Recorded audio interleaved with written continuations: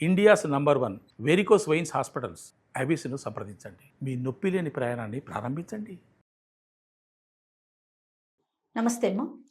నమస్తే అమ్మ.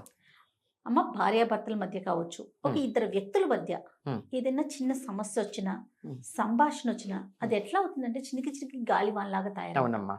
తెంచేసుకునే దాకా వెళ్ళిపోతున్నారు. మిగతా రిలేషన్స్ అంటే సరే తెంచుకుంటారో మళ్ళీ కలుస్తారో తర్వాత విషయం, కానీ భార్యాభర్తల విషయంలో చూడండి, తెంచేసుకుంటుంటే అలాంటి సంఖ్య పెరిగిపోతుంది. మధ్యలో పిల్లలు ఉంటున్నారమ్మా, కానీ పిల్లల భవిష్యత్తు కూడా ఆలోచించట్లేదు. ఏదైనా స్వార్థం సమస్య వచ్చినప్పుడు, ఏదైనా మాట వచ్చినప్పుడు ఏ విధంగా బిహేవ్ చేయాలంటారు? అమ్మ, మాటకి మాట తెగులు, నీటికి నాచు తెగులు అని ఒక మాట ఉంది. మాటకి మాట తెగులు, తెగులు అంటే రోగం. నీటికి నాచు తెగులు. నీళ్లలో నాచు పెరిగేటప్పటికి నీళ్లకు లాంటి వాసన వస్తుంది. కరెక్ట్ చెప్పారు. ఇది ఒక సామెతమ్మా. ఊరికే రాలేదమ్మా, ఊరికే రాలా.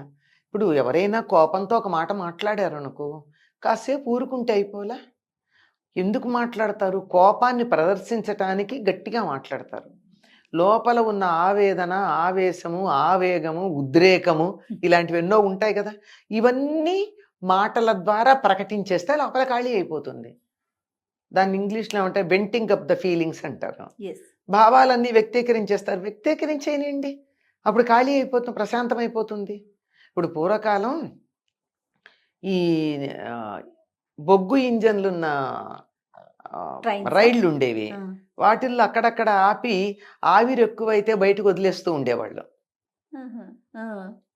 కదా. లేకపోతే ఏమవుతుంది, వీళ్ళు దాన్ని అదుపులో పెట్టడం కష్టం, దాని స్పీడ్ అదుపులో పెట్టడం కష్టం, నీటావిరి బయట వదిలేయకపోతే కనుక దాన్ని ప్రెషర్ వదిలేసేయాలి. మనం ప్రెషర్ కుక్కర్లో కూడా ఎక్కువైతే పైన నీళ్లు పోసి దాంట్లో ప్రెషర్ చేస్తాం కదా.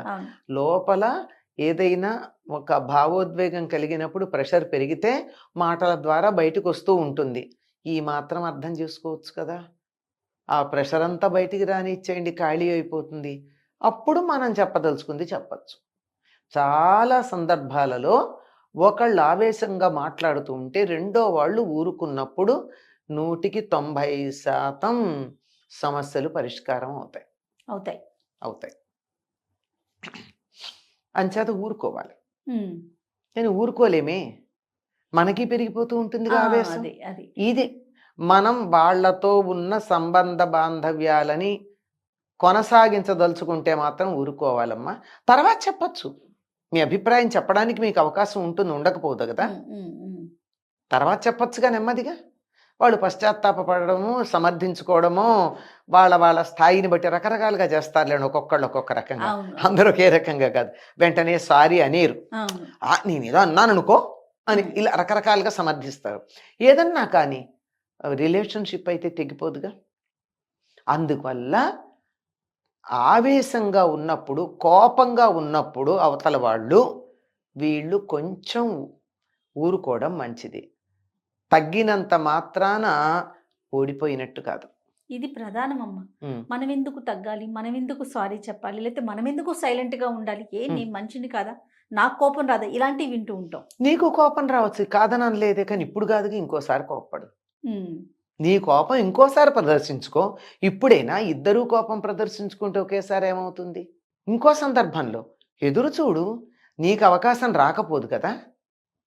4 సార్లు అవతల వాళ్ళు ఆవేశంగా మాట్లాడితే మరో సందర్భంలో నువ్వు మాట్లాడి నేను 4 సార్లు ఊరుకున్నాను, ఇప్పుడు నువ్వు ఊరుకో అనే అధికారం వస్తుంది. అంతేగాని సరే మరి ఎప్పుడు ఉంటారు అనుకోండి, మూర్ఖులు, దరిద్రులు, నీచులు, నికృష్టులు ఉంటారు, వాళ్ళ సంగతి వదిలేయండి. మనం మాట్లాడుకునేది మామూలు మనుషుల గురించి.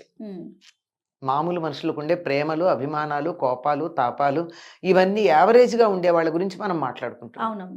అట్లాంటప్పుడు అంత ఆవేశపడాల్సినటువంటి పని లేదమ్మా. దానివల్ల అప్పుడు ఆవేశపడితే ఏమవుతుందంటే ఆ రిలేషను అంతటితో కట్ అయిపోతుంది కదమ్మా. అది తీవ్రమైపోతుంది, అగాధం పెరిగిపోతుంది. సో అలాంటప్పుడు మౌనంగా ఉండటమే పరిష్కారం అంటే. అవునమ్మా, మౌనేన నాస్తి కలహం అని ఒక మాట ఉంది. మౌనంగా ఉంటే తగాదా లేదు అని, కలహం రాదు అని. మౌనంగా ఉండడం అంటే నోటితో మౌనం పాటించేసి మనస్సులో ఆవేశం పెంచేసుకుని, బీపీ పెంచేసుకుని, కళ్ళెర్రబడిపోయి బీపీ వచ్చేసి దీనివల్ల ఆరోగ్యం చెడిపోతుంది. మౌనం అన్నటువంటి పదానికి నోటితో మాట్లాడడం మాత్రమే కాదమ్మా, ఈ పంచేంద్రియాల పట్ల మౌనం ఉండాలి. ఓహో, అది అసలు సంగతి. మౌనం అనగానే మనం నోరిప్పకుండా ఉంటాం, కానీ ఇలా వచ్చేస్తే పళ్ళు పీరిపోతాయి, కళ్ళు ఎర్రబడిపోతూ ఉంటాయి, ఆవేశం వచ్చేస్తుంది, లోపల రగిలిపోతుంది. అది కాదు.